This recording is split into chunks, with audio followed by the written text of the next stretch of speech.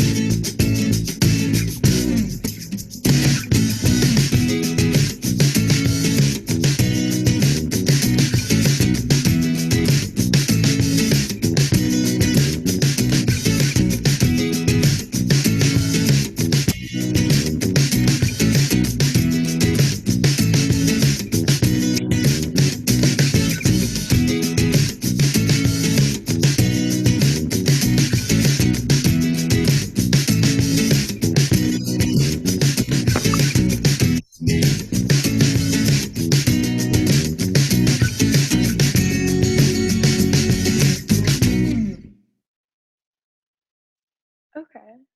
Thank you for that video, Frank. So it's about like 6 minutes after 5 p.m. So I think we'll just get started. And hopefully if people join late, they can catch up pretty quickly. But just to start off, hi, my name is Leona K. Liu, and I'm the current co-president of WEG and one of our moderators today. And then this is Shivani, my other moderator. And we are delighted to welcome you all to our Women in Energy event. Today, we are fortunate to have Susan Harcourt, Susanna Berkowitz, and Nicole McAndrew to discuss their experiences as women in energy. I can confidently say that these women are pioneering the energy industry and changing it for the better. And now Shivani is going to talk to you a little bit about the format of this event. All right, so sorry, I was having some technical issues. So we're gonna get started pretty shortly, but basically the format of this event is gonna be me and Liana moderating some questions for the panel. So while we're listening to our panel members, feel free to drop any questions that you have into the chat, because we're gonna have an open Q&A portion of the event at the end. So we'll go through as many of those questions as we can, but until then, basically just sit tight and enjoy. Okay, so I think now we're just going to start with having each of our speakers introduce themselves.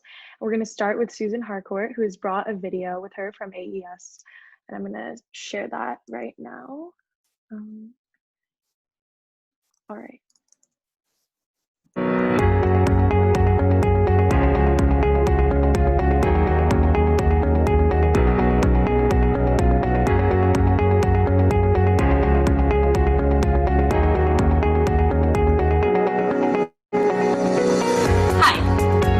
Susan Harcourt, and I work as the Chief of Staff to the CEO at the AES Corporation. AES, for those who aren't familiar, is a global power company. We operate in 13 different countries around the world and pretty much all aspects of the power sector. We've got one of the largest wind and solar development businesses, we own several utilities, and we're arguably the largest energy storage company in the world. As Chief of Staff, I work with helping the CEO on pretty much everything from strategy, investor relations, pretty much everything he's working on. And this is the third role that I've had at AES since I joined 10 years ago, right after getting my MBA at Wharton. With a lot of my time before this, I've spent in the mergers and acquisitions group. When I was at Wharton, I actually targeted AES specifically as a place to work. I knew I wanted to work in this sector. I was interested in working for a company, and I found AES really appealing for a number of reasons. So the first and biggest one is just its international business. It's actually quite unusual to have a US-based power company that works so broadly around the world. A lot of our business now is in Latin America, but it's also Asia, it's Europe, it's pretty much everywhere. AES also has a really entrepreneurial culture that I found really appealing. So one of my first exposures to AES was learning about their energy storage business. And today energy storage is very commonplace, but 10 years ago it was pretty much unheard of. And I remember when I was at Wharton, I was a member of the Energy Club, of course. And we went to go visit the PJM headquarters, which was actually a really interesting trip. But there, sitting in the parking lot, was what looked like a giant tractor trailer, but it was actually an AES battery. It was a demonstration project. Really one of the first grid-scale projects showing that you can use lithium-ion batteries basically to store electricity. And from there, AES really built up the business, going utility by utility, regulator by regulator, saying, hey, this can save you from having to build your next gas peaker plant, or save you from having to use a coal plant for spinning reserves, or even help you bring more wind and solar onto the grid and not have to worry about the reliability or the quality of your power. It was pretty much a game changer. Another reason why I was really attracted to AES is just its really diverse workforce. I think part of this just comes from being an international company, that there's people from all over the world. But I appreciate that it has a nice culture, it's a collaborative culture, it is not overly competitive, but people are smart and hardworking, and I feel like I'm learning from my colleagues every day. So I know a lot of you are thinking about what you want to do after you graduate, and looking at different options. I'd say, obviously whatever that first job is important, but think that there are benefits to staying in the same place for a long time. I mean, is this an environment where I feel like I could spend a lot of time, where I could learn, where I could grow? I think those are really important things to consider. So I'm looking forward to speaking with you all some more today, and thanks a lot.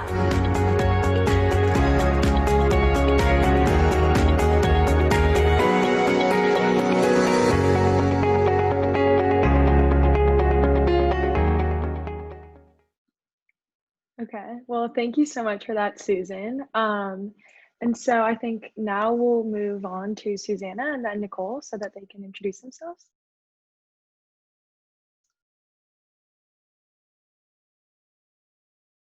Sure. So unfortunately, I don't have a fancy video, but it's very nice to meet everyone. My name is Susanna Berkauer. I am a new professor here at Wharton. I just started this year, so I'm very excited to get to know everyone and learn about all the activities that are going on. I'm an economist, so I study kind of policies and economic outcomes on a wide range of topics, but most of these topics are in low-income contexts. So really thinking about access to energy, or energy efficiency, or power outages, or climate impacts from the perspective of primarily what are the impacts going to be for low-income households, but also and firms and countries, but also what can their responses be, or what are the optimal regulatory or business decisions that you would want to take given kind of the specific context of low-income countries. I'm teaching in the MBA program, a microeconomics class, and of course, just participating in the community more broadly as well. I don't know who's next on the list. Nicole. Hi, everyone. I'm Nicole McAndrew. I also don't have a fancy video of myself. I hardly have a decent headshot, so this is all you're going to get. But I graduated from Princeton in 2011 with a chemical engineering degree. Sustainability and renewable energy was always really important to me, so I actually ended up getting my minor in sustainable energy when I was in college. I worked at Johnson & Johnson for my first couple of years of my professional career, mostly because it was 2011, the economy was terrible and I couldn't find anything else. So from there, I pretty much spent the next 2 or 3 years just looking for jobs in industry to get myself some exposure. And that's when I moved over to consulting. So I spent about 4 years in consulting with Power Advocate, and that was mostly on the utility and oil and gas side. And I was doing supply chain consulting for large energy companies, and then also helping with rate case filings for rate hearings for the Public Utilities Commission. And then about 3 years ago, I moved over to Sunrun, which is the largest residential solar company in the US. So at Sunrun, I work on our pricing side. So the thing you need to know about Sunrun, it's an installation company, it's a sales company, and it's a financing company. And there's different sub-companies within the org that perform each component of those. So the pricing is really, really complicated, but exciting as well. So recently I've been focused mostly on go-to-market strategy using pricing as a lever for volume and contribution margin growth in the Northwest and Southwest. So for us, that's Colorado, New Mexico, Nevada, and Arizona, and California, if I didn't already say California.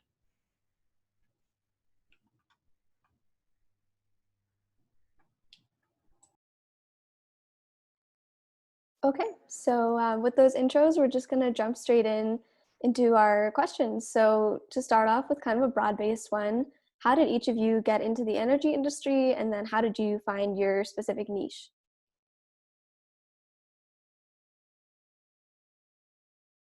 We can just go in the same order of like Susan, Susanna, and Nicole. Yeah.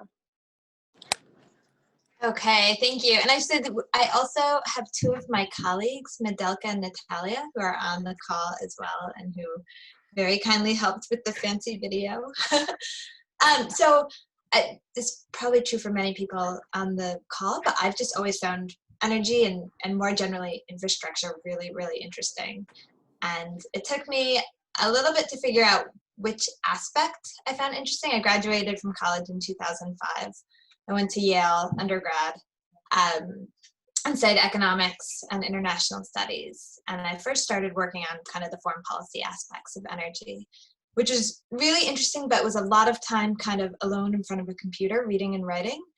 And I realized, I actually am craving something like a little more dynamic and with more of a quantitative aspect. So that led me to go get my MBA, went to Wharton.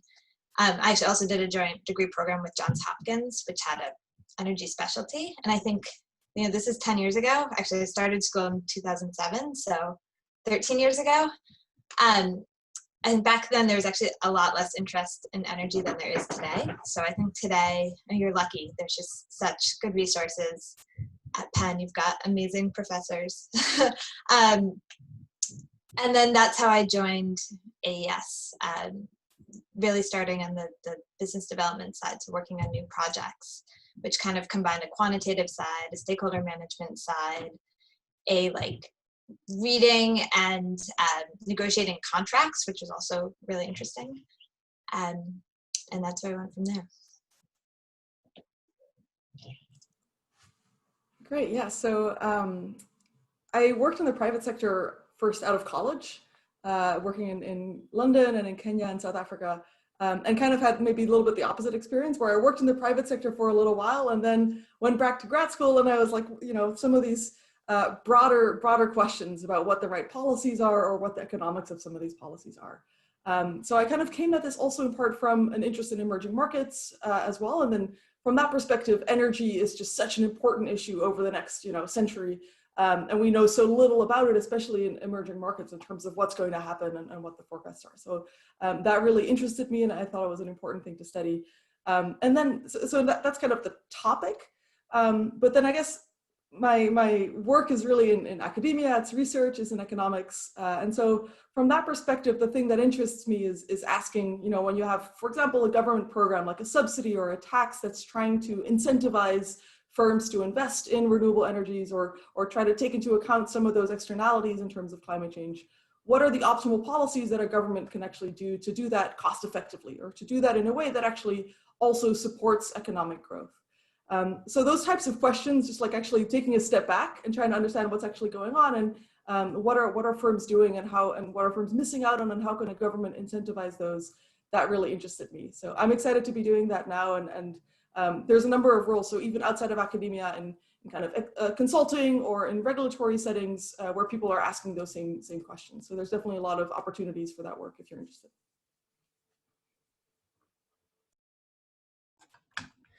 Alrighty. So as I mentioned, I always had an interest in sustainability and sustainable energy, but I didn't know it was what I was going to get into when I started college.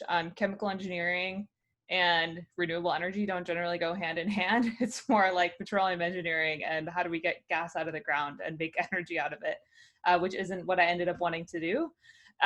So right out of college, I was working as a formulation chemist for Johnson & Johnson, which was something that made sense for somebody with a chemical engineering degree to do. But that whole time I was looking for jobs in sustainability and renewable energy. And those jobs, they are just hard to get. And I was telling Leanna about this last week. The candidate pool is just always really super saturated. I live in the Bay Area, so especially in San Francisco, there's always tons of really cool startups that are coming up, and also tons of really cool startups that are going under, which just means there's a ton of candidates with a lot of renewable energy experience, of which I had none. I had an undergrad degree, and then I had 3 years of experience making lotions in a lab, which is not super appealing for companies, I found at the time. So what I did was I ended up finding through one of Princeton's career networking services, somebody who was working for Power Advocate, and he was a chemical engineer from Princeton as well, so understood the quantitative rigor that it takes to get an engineering degree from Princeton. So I ended up making the connection with him and getting the job at Power Advocate. And it was an amazing experience. I learned so much about the energy industry and generation and transmission and the rate case filing process and how commodities influence rates and the importance of, putting like steel poles instead of wood poles in certain geos that are more prone to fires. So just things like that. But I was also doing things that really conflicted with my ethos, like negotiating labor contracts for the Keystone Pipeline, which was not really something that I wanted to do. So then as I got more energy experience under my belt, I started to look more in the renewable space and more in the solar space, just because I was working on these rate case filings, and utility rates are something that inform solar rates so heavily, because that is the most direct comparison for a residential dollar per kilowatt hour rate is what is a utility charging you dollar per kilowatt hour. So I ended up finding a pricing role within Sunrun and applied for it and ended up getting the job. And it's been like really excellent. So Sunrun is a mission-driven company. The mission is to create a planet run by the sun. And that's something that resonates with me so much. Like a person's roof is really the greatest asset that we have for energy generation and decarbonization. So that has been extremely valuable to me.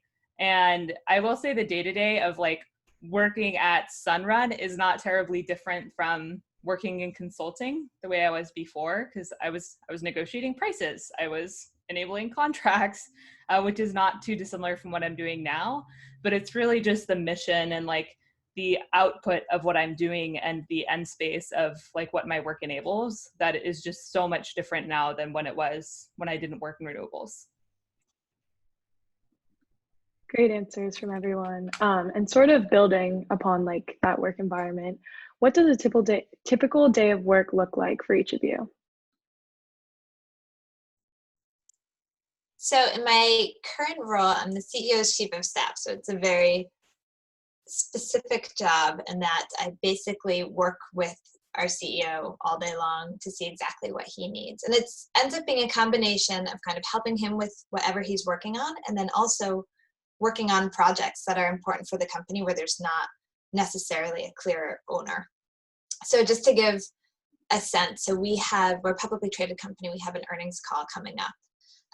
And incidentally, our earnings call is 3 days after the elections, which should make for a very interesting call. So right now what I'm working on is thinking, what are we going to say during the call? What are we going to tell our investors? Another project that has been something, somewhat of a project out of personal interest is just working on some of our sustainability and ESG work. So really, AES is, I know I'm a little biased, but I think AES has done pretty amazing things. So working on how do we tell our story? How do we communicate? What are some materials we can prepare so that outsiders understand the impact that we're having? And then just from a like hour by hour, I think I spend probably easily 2/3 of my day either reading and responding to emails and having meetings, which sounds boring, but they're often about very interesting topics. And then the remaining third is more thinking and kind of working through projects. Yeah, I definitely echo that. Like in practice, most of your time is often just reading and responding to emails and having meetings, but it can vary a lot what the actual emails are about and what the meetings are about. So that's probably where the differences come in. In academia in particular, I would say there's kind of three broad things you're kind of working on. So one is you're of course teaching, so you're preparing for classes. It's about 1/3 of your time. There's kind of producing research, which in some sense, in terms of kind of building expertise and building knowledge, is certainly one of the most important parts of the job in that sense. So that could be building new partnerships with research partners. I work a lot, for example, both with startups and also with governments in terms of accessing their data to analyze it in new ways. So it's building those types of partnerships and then analyzing the data that we get, asking interesting research questions and trying to answer those with the data. And then of course, writing papers, kind of writing up whatever we find. So kind of publishing those results is one of the bigger parts as well. And then kind of disseminating those results. And I think there's increasingly focus on that as well. You can't just kind of produce your research and then hope that it's kind of taken up by whoever reads it, but actually actively engaging with whether that's business leaders or government policymakers, people who are setting those regulations, actually engaging with them to see how they can improve their policies to kind of have a better system in place for firms there. So I think those are the three different aspects. You can probably find aspects like that outside of academia as well. So it just depends on kind of the combination of those different elements. But that's what I do anyway on a daily basis. So my daily basis, I spend a lot of time ignoring emails, sometimes responding to emails. My role is heavily analytical, so I try to block at least 2 or 3 days a week when I can just be heads down in sheets. So basically like the crux of my job is, do we have the correct products in markets to be competitive? And do we have the correct pricing in markets to be competitive? And what I mean about product and price is like, how is it being financed? So is it a power purchase agreement? Is the customer paying a monthly bill to Sunrun? Or is it an ownership product where the customer is outright buying the panels and we might service it, but at the end of the day, the customer is self-financing, they're claiming the tax credit for themselves, et cetera. And then like batteries. So do we have a battery in that market? What kind of battery is it? Is it a Powerwall or is it the LG Chem battery? Those are the two major residential solar batteries on the market. Does it matter? What are competitors offering? So it's a lot of that and projects surrounding that. And then on the analytical side, it's really P&L modeling for me. So how much dollars in our pocket does 1 cent per kilowatt hour in rate yield? How much savings can we get by switching out our module in this market from like an LG module, which is a really fancy brand name and they're more expensive, to a LONGi module, which is lesser known. And then secondarily, so we actually recently bought our biggest competitor, which is a very interesting strategy for market growth. So it's Vivint Solar. It's publicly available. I'm not violating the DOJ or anything by saying that. So I've spent a ton of time just looking at what are we paying our salespeople, what are they paying their salespeople, what are we charging our customers, what are they charging their customers, so that we can make sure that like we're leveraging the synergies between the two companies. And we're also not creating any conflicts between the two companies by offering something through one channel and not offering it through the other channel, so that our sales force doesn't attrit and that our installers don't attrit. So that's generally what I do in a day in the life, but I would say it's probably like 50% analytics through the week, 25% meetings, and then the balance attempting to respond to emails. Awesome. Thank you guys so much for sharing. So our next question, you guys already kind of touched upon some of the projects you've been working on, but if you can elaborate a little bit more about either current or future projects you're excited about regarding either your work in energy or about gender equality and things like that within the industry. Sure. Yeah, there's a few things that I'm really excited about right now. One of them is AES as a company has had a massive shift over the last decade or so from being focused a lot on thermal generation to really shifting to a more renewables-based business. And a couple things that we're working on that I find really interesting is we are really working hard right now to expand our energy storage business, which for people who aren't familiar, so energy storage is basically, in AES's case, using lithium-ion based batteries to store power. So that's for a bunch of different reasons, but one is when renewables, they come on and off depending on the wind or the sun, to help smooth fluctuations in the grid. But energy storage is also being increasingly used for new types of applications. So, like, to give an example, one thing that AES is working on is connecting an energy storage project to a hydropower project. So normally the way to store power with a hydropower project would be with a big dam where there might be some environmental impacts. It's certainly hard to get access to land. There's very few places where that's possible. But with a battery, you can essentially create a new energy storage project or create what we're calling a virtual dam. So one thing I've been working on is looking to see where else in the world can we do this. We've got a big project in Chile right now. Are there other opportunities? Who else can we partner with in the industry? How can we expand this? And then another interesting thing that I've been working on is we have a whole innovation group called AES Next that looks at what's basically what are the technologies that could be game changers. And through this group, we have a big ownership stake in a company called Uplight that works with other utilities to help their customers save energy. So with energy efficiency programs. And we're kind of working on what are some new ways that we can roll out, expand the offerings and really help grow this business or find similar businesses like it that we could invest in. So those have been some fun projects.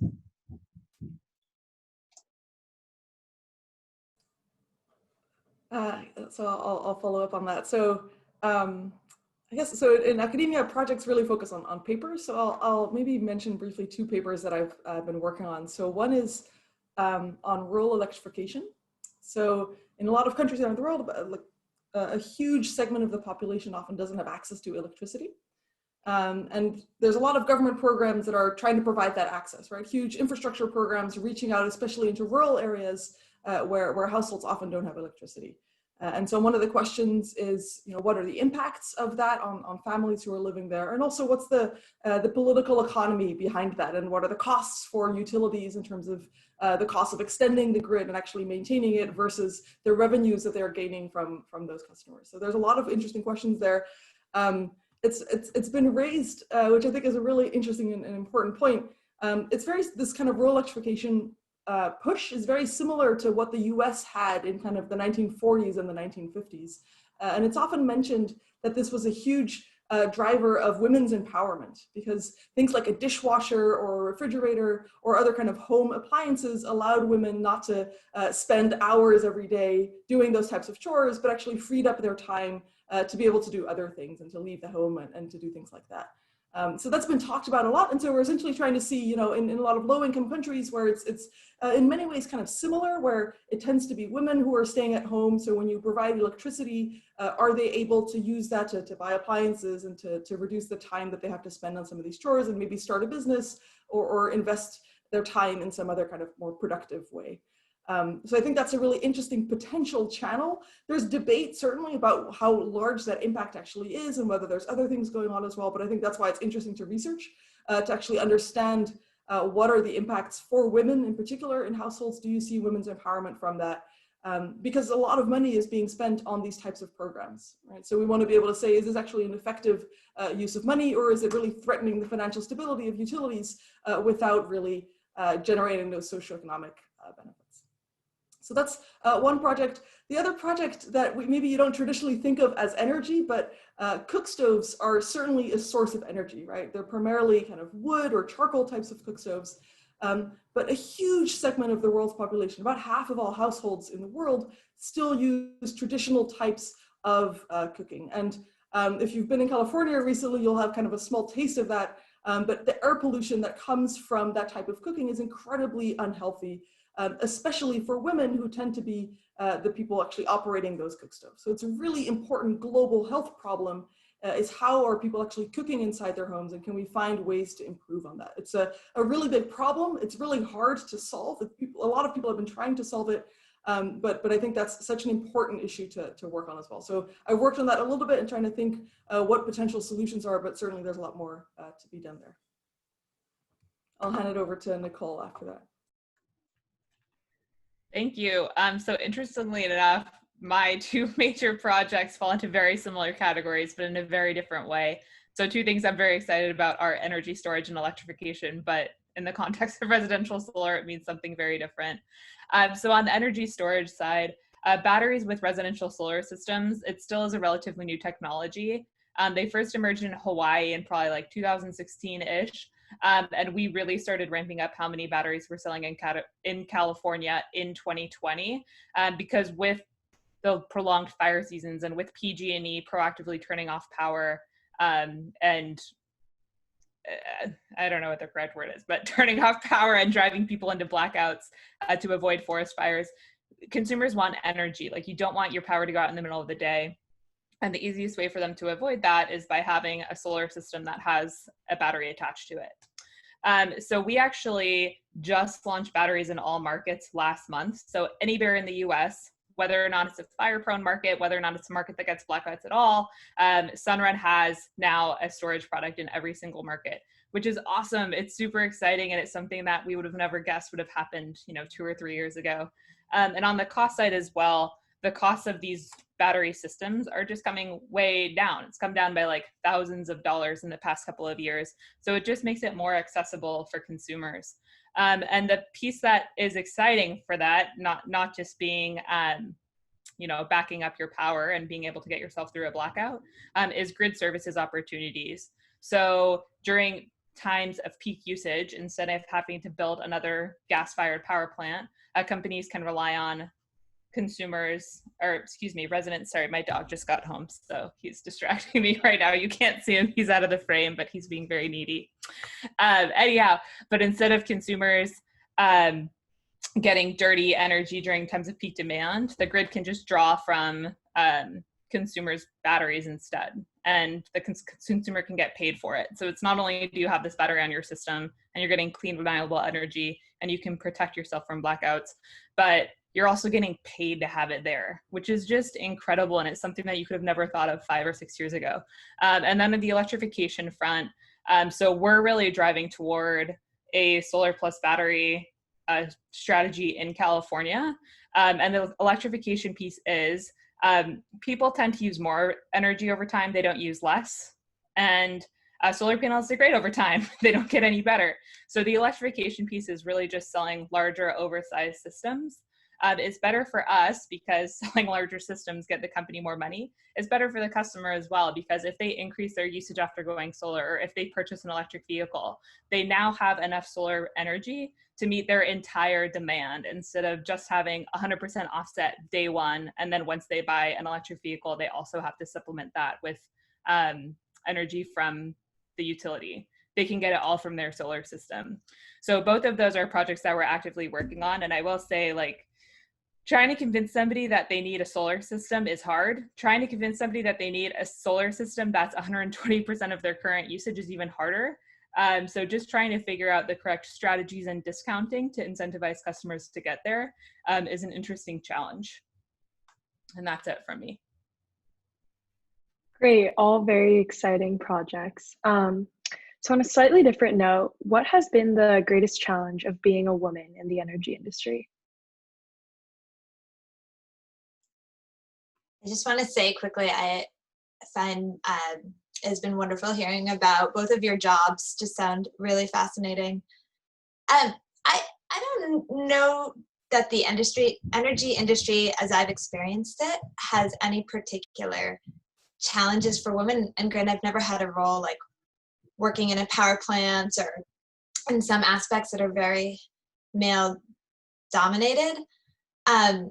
In my prior role, I was in the finance function, working in mergers and acquisitions, basically buying other companies. And I sometimes encountered some from not internally, I've never had any challenges, but externally, where there might be assumptions made. Like I'm on an email and it's kind of next thing I know, somebody's emailing me about setting up the meeting. I'm like, oh no, I'm happy to help you, but I'm actually not the assistant. I'm the deal lead,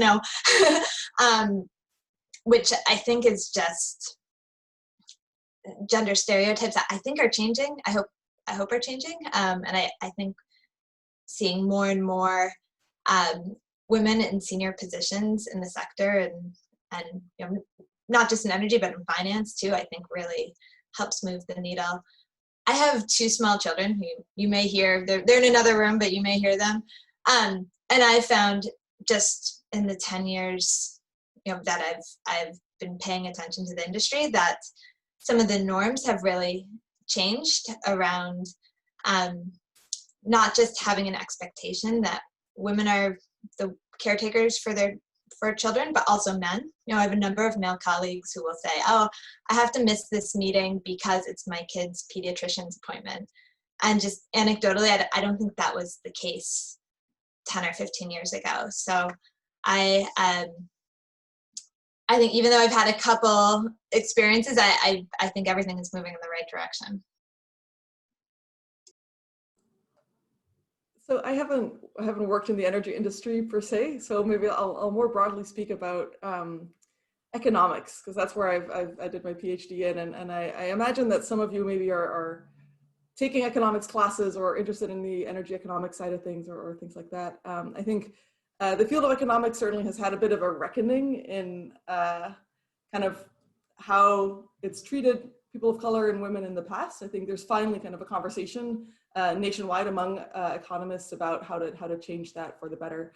And one of those things that I think always comes up is, especially environmental economics is such an interesting field. So when you think of, for example, your intro, Econ 101 class, it's like, here's a demand curve, here's a supply curve, this is your like average cost and your marginal cost. And if that's the only economics class that you take, you think that that's what economics is. And you're like, oh, that's not interesting, or that's not useful for the environmental or the energy issues that I'm interested in.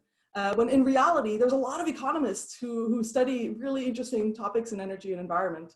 It's just not what's taught in those first two economics classes, but you already kind of lose a lot of people. So the pipeline is really thinning. So you see, a large number of women in undergrad interested in economics, but slowly dropping off. And so especially if you've taken economics classes, your professors probably were predominantly male. And so it's just not very encouraging. So that's one of the things that we're trying to change also, is making the material more relevant. And instead of just having this very dry, economics 101 material, actually from the get-go demonstrating how economics can be incredibly relevant to what you might do afterwards.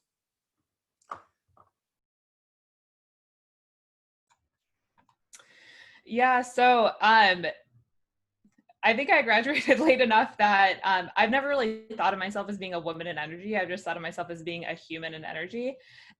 So I have been lucky enough to never experience any like sexism in the workplace. Really, the only thing I've ever experienced is ageism in the workplace, which I think is pretty common in consultants. Like there's a 22-year-old who just graduated from college showing up at your office to tell you what to do, and you know that your company is paying them like $10,000 an hour or whatnot.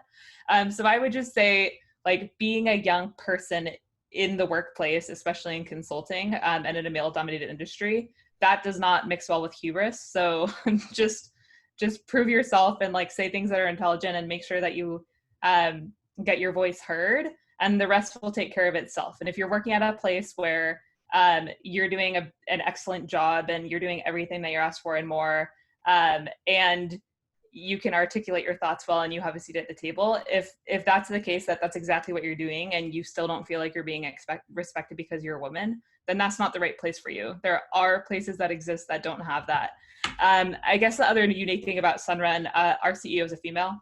So I don't think any sexism in the workplace would ever be tolerated, but it's just not something that I've experienced.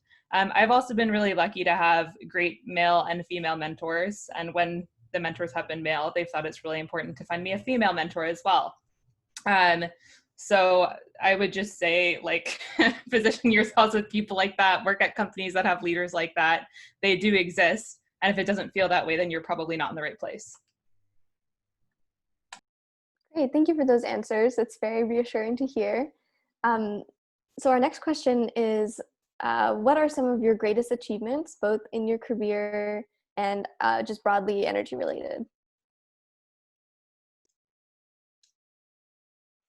Okay, I think a lot of it depends on how you define achievement. So I'll give a broad answer and then a more specific answer. So broadly, I think what's made me happiest is that I've been able to have a series of really interesting jobs, because I think everybody's motivated by different things, and I think I'm motivated by finding a topic or finding something that I'm working on that's really engaging. And I feel lucky that I've been able to have a number of different roles where I felt that way. But to give a more specific answer, so I joined AES specifically to be in the Africa group, which no longer exists. But early on, I worked on the first project financing in the country of Cameroon, which is a type of financing where basically was for a big infrastructure project, but where all the risk applies just to the project. And it was for a gas-fired power plant in Cameroon where there was direct electrification impacts. It wasn't just, it was going to essentially give more people access to electricity. And I was just one of many people working on it, but I found that really interesting and appreciated that I felt I had the opportunity to make a difference.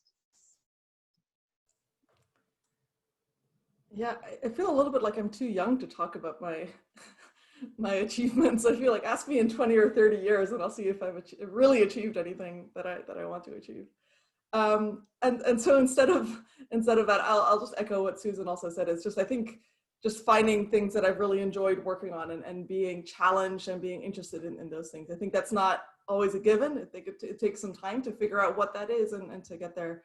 But for me, certainly, that's been very rewarding. I think there can be sometimes, you know, there's something that might be easier to do and something that's more rewarding to do. And so it can take a little bit of effort. It can take time. It can take changing your career paths or building new skills or figuring out what you even like, because you might not even know, you might change your mind. So there's definitely kind of a path in that for me at least has been rewarding and has ultimately led to something that I'm really, really excited to be doing. So I'm just happy that I kind of was able to take on those obstacles and overcome them rather than maybe going with the easier path.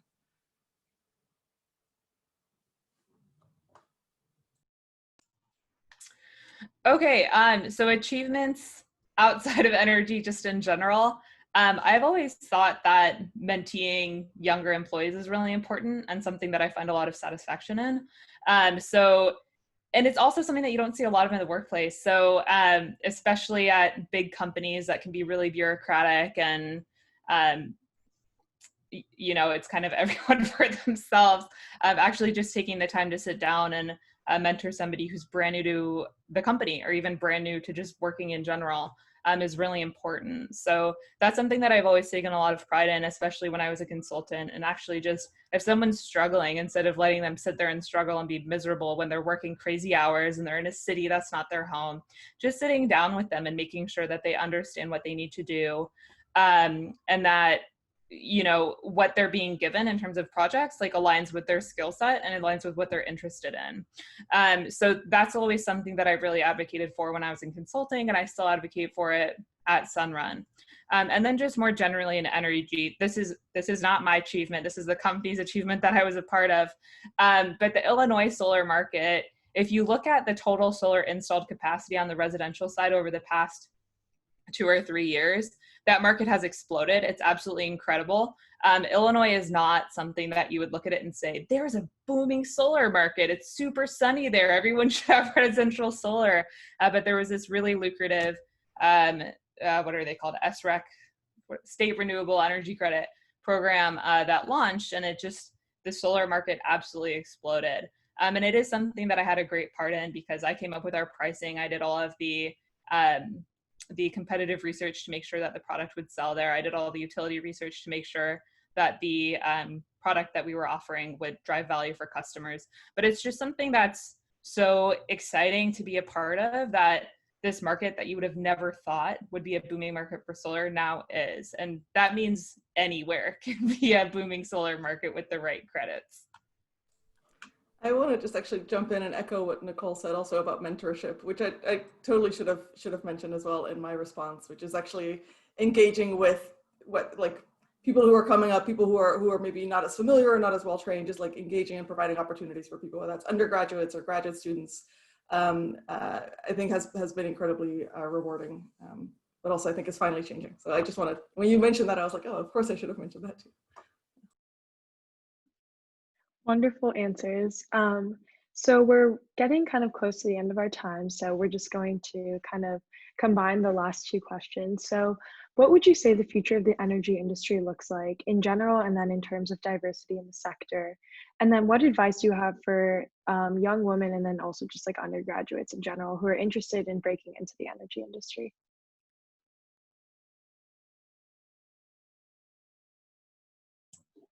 Hi, all right. So I think in terms of what does the future of the industry look like in general, in terms of diversity in the sector, I mean, I feel like we as a society are going through a reckoning of just realizing we need to be much more thoughtful and deliberate across in so many ways. And I feel like gender diversity is one component of that, obviously not the only component, but it really does give me some hope, especially when I see organizations that have not always taken a stand on diversity really taking a stand. And whether that's purely performative or real, I don't know, but my personal opinion is it's better than nothing. I'd say for women who, or really anyone who's interested in the sector, to get to know different options. So I feel like panels like these are awesome because you can see 3 completely different tracks and just get a sense, does that sound fun? Does that sound like something I'd want to be doing? If you're interested in the company path, I think talking to different people who work there, getting a sense of the culture, I think can give you a good understanding that's going to be a good fit. I think Nicole made some comment about the culture at Sunrun just being like feeling right. I feel the same way at AES, it just feels right. I think the more you can talk to people, and sometimes it can be a little hard to just send in an email to someone you don't know. Maybe you got their email or their name from someone else or from an alumni list and say, hi, I'm interested in exploring jobs or understanding what a career might look like. Would you have 20 minutes to chat? I think people are often really open to that. And I think sometimes those conversations can be really revealing. I did a lot of that when I was deciding what to do, where to go when I was in school. And it was like 2009, 2010, the economy was, not in a great shape. No places were hiring. Hopefully the situation now will, in the energy sector, is in a better spot. But I found those conversations really helpful, gave me a sense of where to focus. Yeah, that's great advice. I completely agree with that. Sending emails and asking if folks are able to chat even very briefly. The worst case is they're very busy and they don't respond to your email, but that doesn't there's kind of so little to lose. So I think it's worth reaching out and seeing what you're interested in. I think so in terms of kind of a change that I've seen, and this is kind of very tangible advice, and is, you know, in the past 5 or 10 years, there's just been a massive increase in the data that's available to drive decision making. That's the case for businesses, that's the case for regulators, that's the case for subsidy or tax programs. It's really the case for any type of, for almost any job that you can imagine, especially in the energy sector where you're talking about real-time pricing or net metering or any of these things. There's just so much data. And there's things that are easier to learn outside of the classroom, and there's things that are harder to learn outside the classroom. And I think kind of these types of technical skills in energy analytics or data analytics are going to be much harder to acquire once you've left. So I would say while you have access to those resources, I would say build up your technical skills as much as you can, and then you're able to apply them in whatever kind of job you do. A lot of power to understand. You either, because you end up working with data directly, or even if you don't, you kind of have a much better understanding of what data you're getting and how to understand, how to think about it, how to let that drive the decision making. So that's my more tangible piece of advice.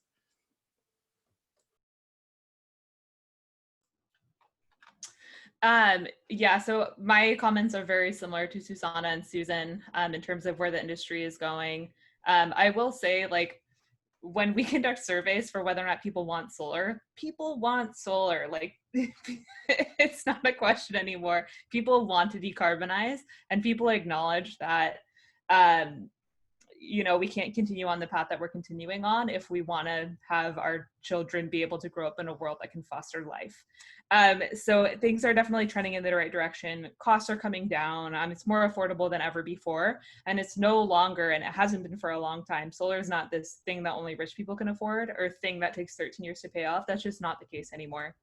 And then I know just at Sunrun, we now have diversity goals for leadership positions that require a certain percent of people, VP and above, to be of color or women or whatnot.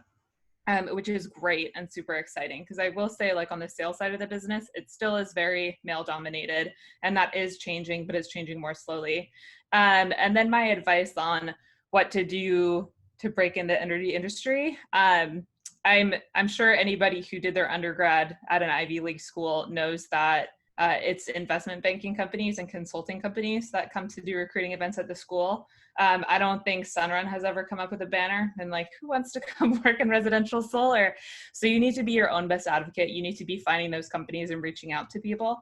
But even if I hadn't spoken in this panel, if any one of you had emailed me out of the blue, I would have been delighted, and I would have absolutely picked up the phone and talked to you. And most people feel the same way. So making those connections is really important. You need to be your own best advocate. These opportunities aren't going to fall into your lap, but they are available. And then I would just say, if you want to work in the energy industry, if you want to work in renewables, try to get a job in that industry right out of college. I didn't, and it made it more difficult for me in the long run, because once you get more experience under your belt, non-renewable experience is transferable, and just having professional experience is good. But having that experience from the get-go it just definitely, you're going to save yourself a headache in the long run if you just get into it, and just be patient. And one more note, there are just so many cool companies out there. So I think Susanna and Susan both touched on this, but there's like hardware. So there's batteries, which are really awesome in electric vehicles. And then there's software. So there's, demand response software and microgrid software. And just general like clean tech. So even just data companies that analyze data to help companies make more intelligent sustainability decisions. So there are so many different options out there. And the internet is a great resource to start with. So just look at like the TechCrunch-based hot 100 startups and whatnot.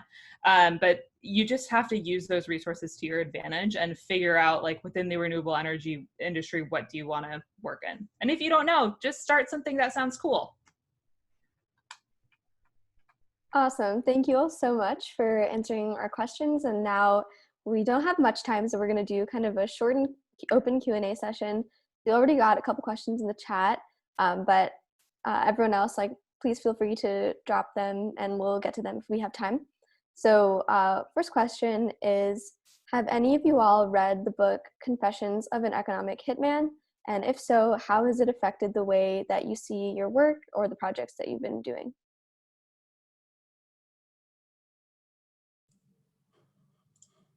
I read that book. Or Susanna, if you want to go. Oh, go ahead. I read that book. I think it was like 10 years ago, maybe even longer. But it did. It was before I started. I think it was when I was just out of college and still in the foreign policy world. But it did make me think a little differently about some of the multilateral finance institutions. But I do feel like some of what was in that book was very general and not always true. And so with perspective, I would say to take it with a grain of salt, understand what people are doing on the ground before assuming that that's always the impacts or the intentions of various programs. I'm sorry, that was the answer that was not helpful for anyone who has not read the book, but.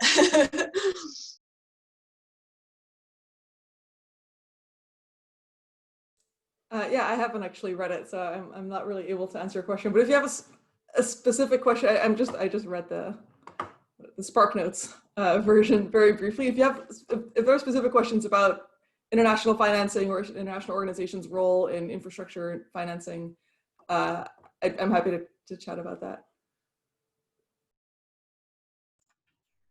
I haven't read it, nor did I read the SparkNotes.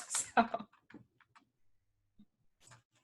Okay, so this is a question from Alina, and I guess it's just like related to pursuing careers in the energy industry. But what reading recommendations do you have for people who are interested?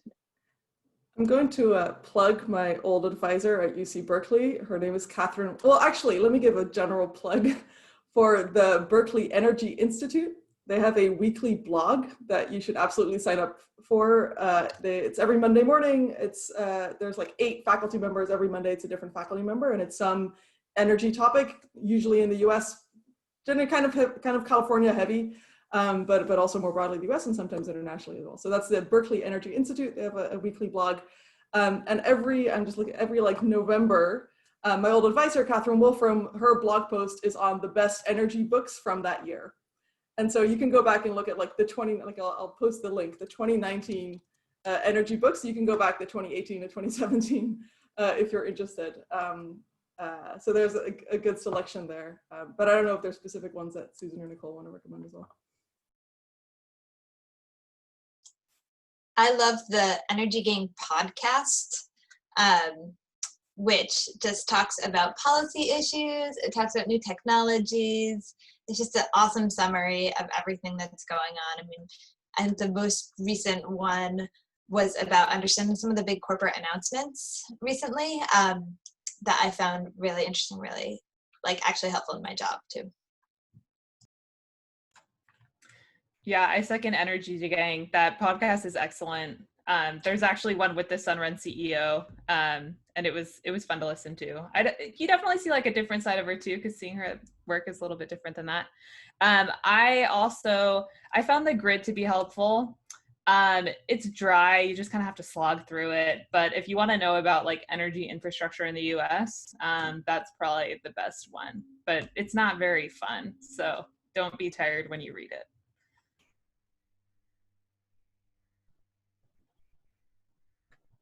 All right. Okay, we're good. So it's a little past 6, so this is going to be our last question. But this question is from Sean. What do you think is the greatest challenge in the energy or specifically renewables industry going forward? Is it new technology, marketing, public opinion, and what steps are energy companies taking to address this issue?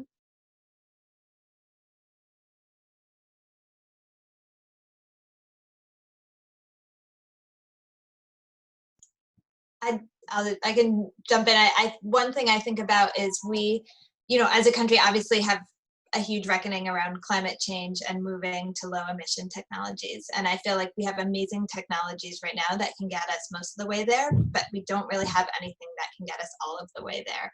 I mean, I think lithium ion based energy storage is incredible, but it's not going to be the whole gap for solving the question of capacity, because we have this question, the sun doesn't always shine, the wind doesn't always blow. We still need ways to get power. and batteries can have a big role in that, but they can't do it alone. So, I mean, there's obviously green hydrogen is something that people are talking about more and more. Fuel cells, there's other options, but I don't think we've seen something that can really completely get us there right now. So, I think, we can start moving to lower carbon technologies, but that it's going to be that last mile that will be tough.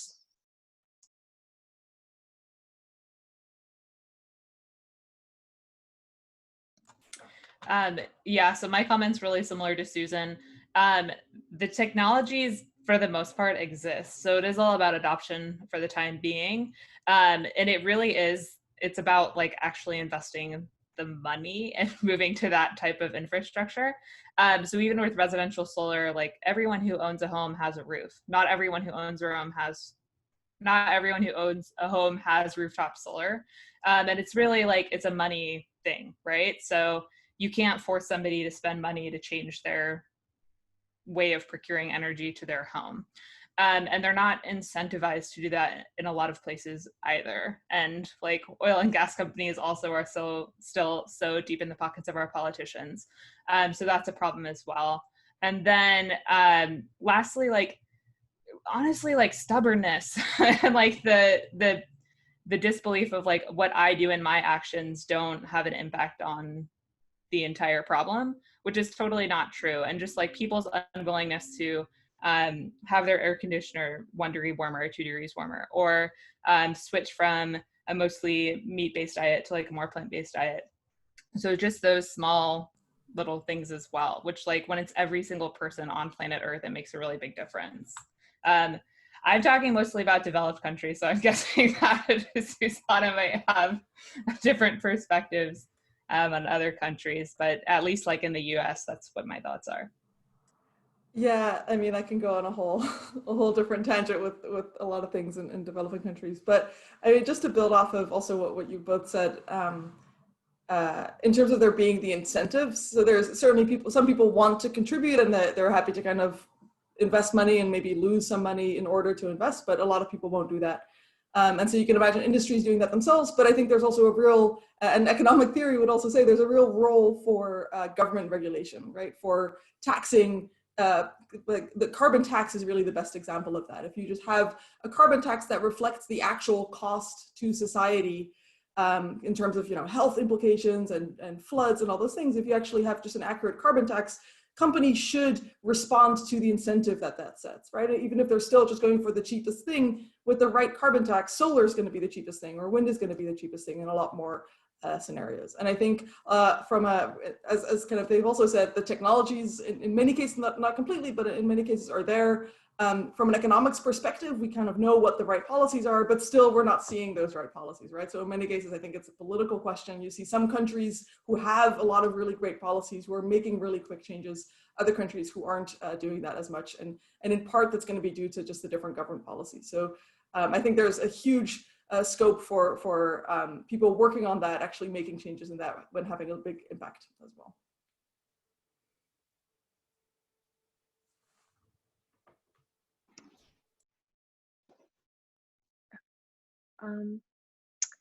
So Shivani, oh, okay. Yeah. All right, yeah. So we're wrapping up. Thank you all so much for attending the event. We hope you learned a lot about the energy industry and the careers of our wonderful panelists. We certainly did. So if you enjoyed the event, you want to stay connected to WEG, feel free to follow us on social media. We have our links up on the screen, and also join our listserv and Slack to stay updated on upcoming events we're having and our first GBM. Yeah, and also if you want to reach out to Susanna, or Nicole, please just contact like WEG through our email and we can connect you. I mean, I wish we could continue asking questions because this panel's just been so informative and like very interesting. So thank you all again to our panelists. You did a wonderful job. And then in terms of to the people interested in applying to WEG, we have our second deadline for our application, which is closing this Friday, and then our first GBM, which will be this Friday. But again, thank you so much, Susan, Susanna, and Nicole. And yeah, that's it for us. Thank you all for coming. And just to add to that, please feel free to email us with questions. I imagine Susan and Nicole agree with me, but please, if you have any questions about anything you've said, especially if you're a Wharton student, feel free to reach out, and we're more than happy to clarify or to talk more about what you're thinking. So please feel free to do that.